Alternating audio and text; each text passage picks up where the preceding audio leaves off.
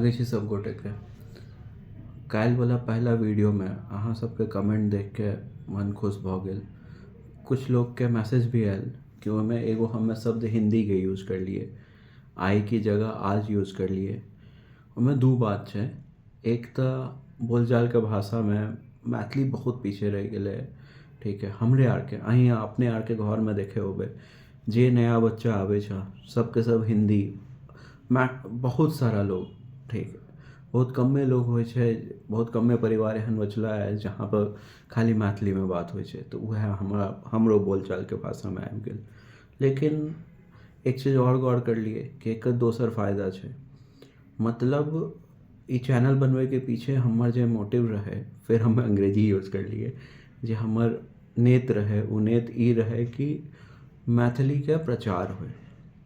ठीक है, मैथिली के प्रचार में ई छै कि अगर कहीं न कहीं अगर दोसर भाषा के भी शब्द आवे छै तो उ भी मैथिली के प्रचार में मदद करते, दोसर क्षेत्र के भी जनता आबि के एकरा देखथिन। तो धन्यवाद, एनाहिते अहाँ सब अपन प्रेम बनेने रहू।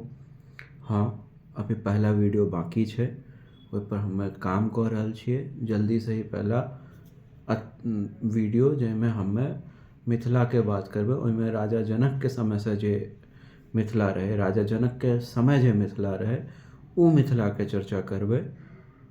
जल्दिए उ भी वीडियो से मैं लाइव होबै। धन्यवाद। जय मिथिला, जय बिहार।